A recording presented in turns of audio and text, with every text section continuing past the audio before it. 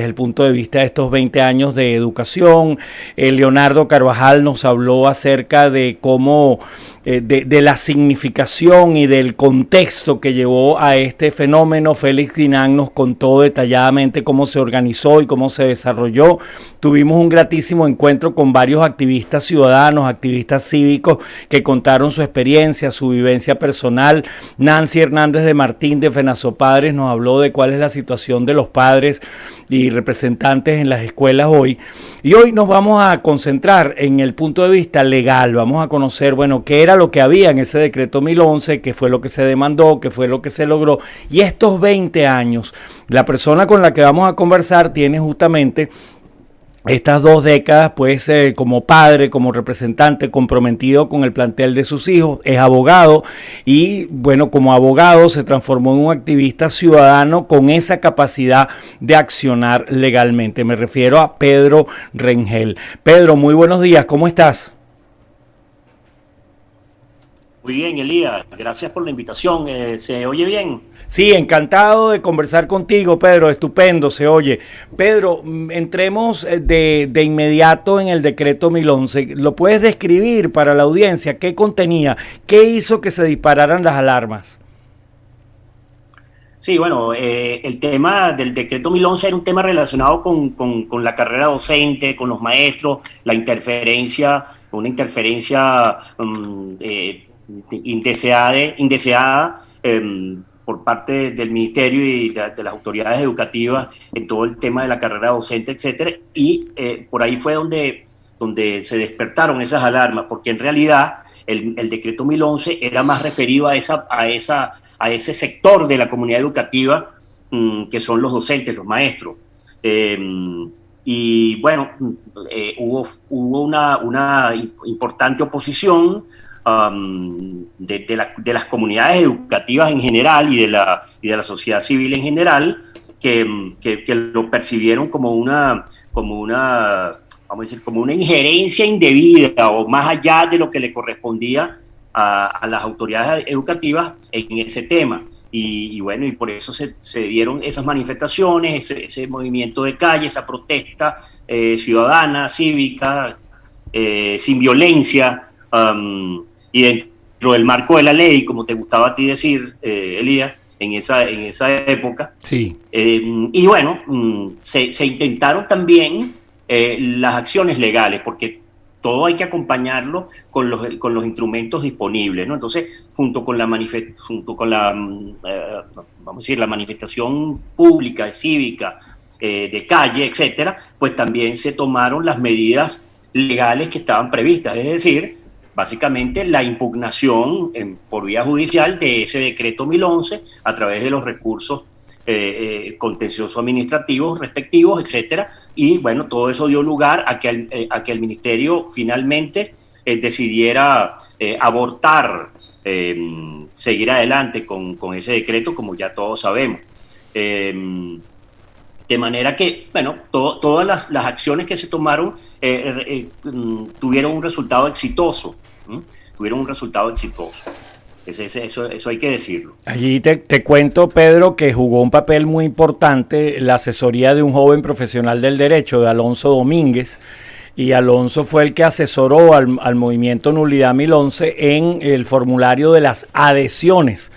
Y se produjo aquel fenómeno el día lunes 4 de febrero de ese año 2001, de que casi 4.000 personas se adhirieron a este recurso, y hubo cerca de 1.000 personas que lo hicieron en vivo, que estuvieron allí a las puertas del Tribunal Supremo de Justicia, como bien lo recordaba Leonardo Carvajal. Y será el propio Alonso Domínguez quien en los próximos días nos va a contar este fenómeno, esta etapa de las adhesiones.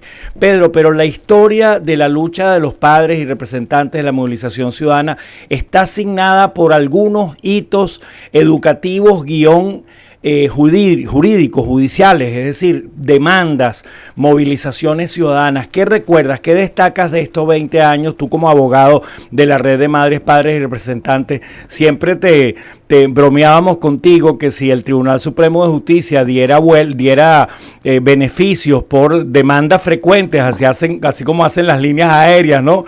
Los viajeros frecuentes, las millas frecuentes, pues tú tendrías seguramente una vuelta al mundo garantizada. ¿Qué tenacidad, Pedro?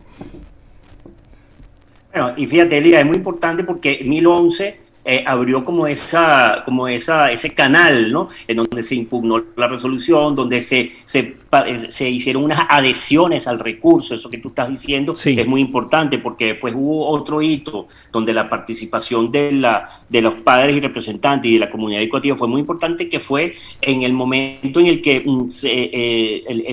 las autoridades educativas pretendieron congelar y regular las matrículas en los colegios, los colegios privados, en las matrículas estudiantiles. Ahí también se utilizaron todos los recursos, no solamente los de movilización, asambleas de ciudadanos, reuniones, foros, sino que también se interpuso un recurso de nulidad de esa normativa. Y se produjeron las adhesiones, porque claro, el recurso de nulidad lo presenta la red de madres, padres y representantes, pero se hizo una convocatoria para que todos los que quisieran adherirse se adhirieran, y también hubo el movimiento hacia el Tribunal Supremo para firmar las adhesiones.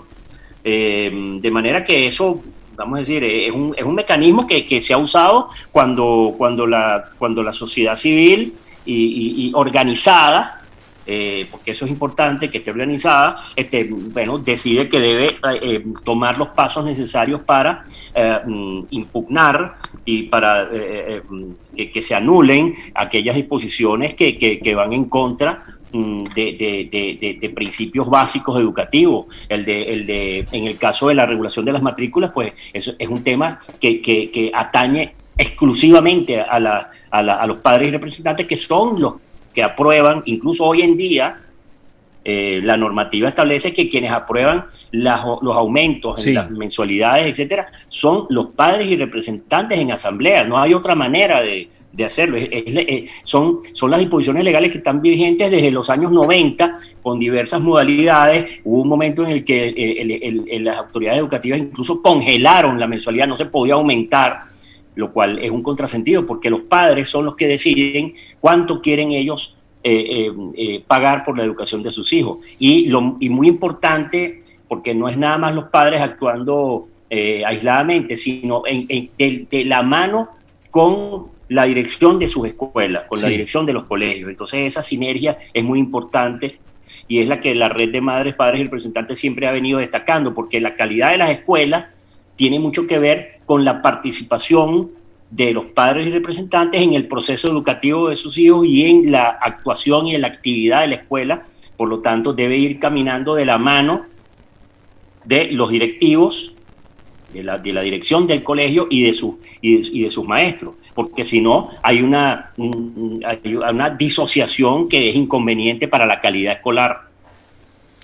Pedro, hubo otro episodio, además de de las matrículas, donde hubo varias acciones judiciales, jurídicas que encabezaste tú, que llevaste adelante como abogado, pero luego aparece nuevamente la figura de Marianne Hanson en el escenario, esta vez ya no como viceministro cuando el decreto 1011, sino como ministro de Educación, e impulsa la resolución 058.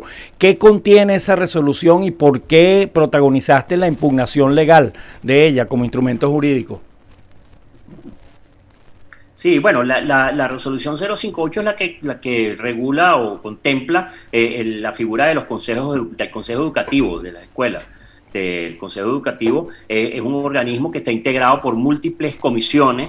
La comisión académica, que es la que integra a los docentes, la comisión estudiantil, que es la que integra a los estudiantes, la comisión de padres y representantes, que integra a los padres y representantes de la escuela.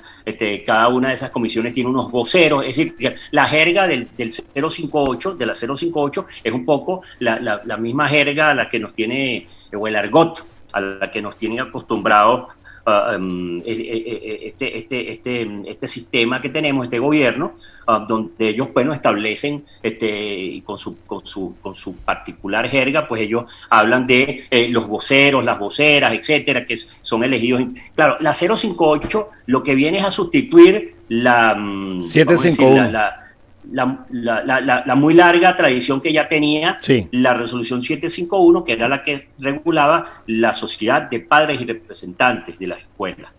Eso data ya de los años 70, 80, por allá atrás, y ella había funcionado relativamente bien. Es decir, no hay que olvidar que ha habido en Venezuela una evolución en donde de una tradición donde los padres y representantes no se inmiscuían mucho en el tema de los colegios, sino que se limitaban a llevarlos y a traerlos y no tenían mucho contacto, mucha participación. Pues eso se ha venido incrementando básicamente a través del liderazgo de colegios y de directores de colegios que han fomentado y han estimulado a los padres para que se involucren más en el proceso educativo y en la actuación de las escuelas, y eso ha dado lugar a que los padres pues se han ido poco a poco integrando un poco más. La 751 establecía la sociedad de padres, y una cosa muy importante es que las diversas normativas siempre le han atribuido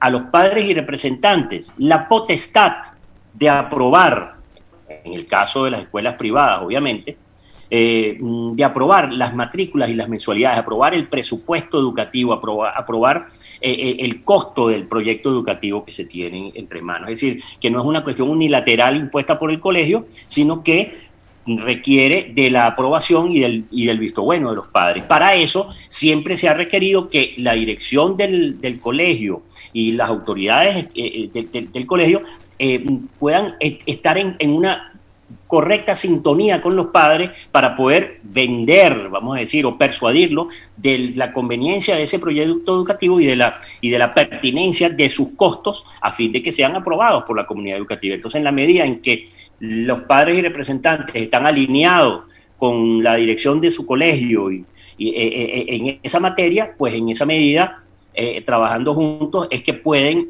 avanzar, porque cuando están disociados, claro, los directores van por un lado, pretenden imponer autoritariamente el presupuesto escolar y los padres no están convencidos, están en desacuerdo, están desunidos, pues ese colegio pues no va a funcionar adecuadamente, mientras que esa integración entre padres y representantes y directores es muy importante. La 058 cambia un poco el esquema, pero en el fondo sigue siendo, vamos a decir, muy parecido, mucho más engorroso, porque establece, no sé, 10 comisiones, hasta comisión de medio ambiente, comisión de alimentación y no sé cuánto, de protección y de seguridad, una cantidad de comisiones que son básicamente burocráticas, pues en el sentido peyorativo de la palabra. Bueno, ¿y qué ha pasado? Bueno, pocos colegios han implantado la 058 en puridad.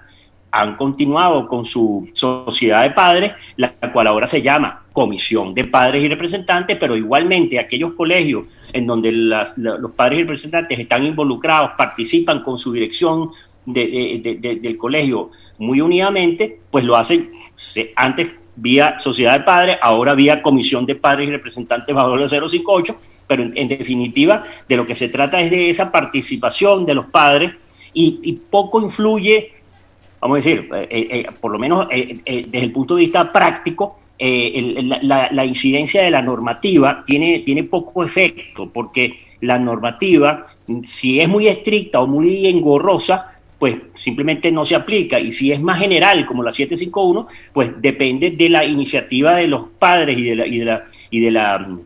del espíritu de cooperación que tengan para que ella funcione operativamente. Esa es mi visión particular. En el programa anterior, Leonardo Carvajal y tú conversaban acerca de que, vamos a decir, de que de alguna forma se ha reducido la participación de los padres o el impacto y la movilización de los padres. Yo creo que ello no se debe a la normativa, porque los padres y representantes no dependemos de ninguna normativa, nos adaptamos a ella, claro, y funcionamos bajo los principios que son de participación, de ir de la mano con la dirección del colegio, no solamente para aprobar las matrículas, sino para hacerle todo el seguimiento al proyecto educativo que tenemos entre manos y en donde están nuestros hijos estudiando y aprendiendo. ¿Me sigues? Pedro, para los padres y los representantes, ya todos tus hijos salieron del colegio en el que te formaste como representante, en el que desde el cual hiciste estas grandes contribuciones para el movimiento ciudadano venezolano, pero para los padres y representantes que tienen hoy hijos en las escuelas oficiales o privadas, ¿cuál dirías tú que es la agenda? Sí, bueno, la agenda tiene que estar privilegiada por la participación efectiva de los padres y representantes en el colegio de sus hijos, porque por algún lado hay que empezar. No podemos pensar que los padres y representantes vamos a salvar la educación, pero podemos poner nuestro grano de arena cada uno en su colegio. Fíjate que la situación de los colegios privados y de las escuelas públicas es diferente, porque en las escuelas públicas la participación de los padres y representantes es todavía mucho más limitada o inexistente. Es decir, bueno, porque los sectores que van a las escuelas públicas, pues están en manos de ese sistema educativo público, y ellos se ponen en manos de lo que decían las autoridades educativas, la zona escolar, la dirección de la escuela, etcétera. Mientras que en los colegios privados se observa una mayor participación, y todavía es difícil lograrla, porque se requiere mucho liderazgo de parte de los directores de colegios para fomentar y para mantener esa participación. Tú tienes mucha experiencia en eso, sabes que en los condominios, bueno, a veces la participación cuesta obtenerla, lograrla, persuadir a los vecinos para que se integren, para que participen, para que vayan a las asambleas. Bueno, eso mismo ocurre en las escuelas y en los colegios. Se requiere mucho liderazgo y mucho arrastre para poder tener a una sociedad de padres y a una comunidad de padres y representantes vibrante, integrada con su colegio. La agenda, bueno, primero participar en el seguimiento del proceso educativo, del proyecto educativo de sus escuelas, y estar atentos pues también a todas las normativas, porque afortunadamente hasta ahora en Venezuela ha habido una coexistencia entre la educación pública y la educación privada, que se ha venido manteniendo y ha venido coexistiendo con sus encontronazos de vez en cuando, pero ahí vamos. La coexistencia hasta ahora no ha sido impedida. La iniciativa privada para la educación privada se ha mantenido y ha superado escollos tales como el de la regulación, el de la congelación de las matrículas, etcétera.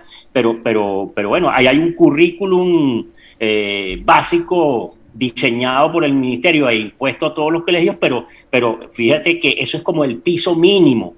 Las escuelas y los colegios desarrollan su proyecto educativo teniendo en cuenta el currículum nacional, vamos a llamarlo así, que viene de las autoridades educativas del Ministerio de Educación. Sin embargo, no necesariamente se quedan en esos contenidos, sino que cada colegio desarrolla su proyecto educativo partiendo de ese piso y sin tener ninguna limitación para poder educar, de manera que eso ha permitido que la coexistencia entre el sector público y el sector privado de la educación sea factible. El tema de los textos escolares, etcétera, que siempre ha habido algunas reservas acerca de eso, pero no hay nada impuesto, no hay nada, no sale un texto que es el libro de historia que hay que estudiar, afortunadamente eso no se ha dado de esa forma. Y la educación privada cuenta con un ámbito, vamos a decir, de discrecionalidad y de libertad que hasta ahora ha sido suficiente para que esos colegios continúen funcionando y para que las comunidades educativas y los padres y representantes se pongan en manos de esos colegios para la educación de sus hijos. Es decir, que la agenda sigue siendo la misma, pero parte de una participación muy estrecha entre la comunidad de padres, la dirección del colegio. Eso es clave para la calidad educativa. Agradecidos, Pedro, muy agradecidos porque nos hayas concedido que hayas estado con nosotros en la entrevista estelar hoy en Habla Caracas. Un abrazo, Pedro, desde la distancia. Gracias. Elías, un abrazo. Era el abogado y activista ciudadano, vocero de la Red de Madres, Padres y Representantes, Pedro Rengel. Y así concluimos nuestra entrevista estelar. Vamos a continuar en los próximos días hablando de este fenómeno del acontecimiento del 30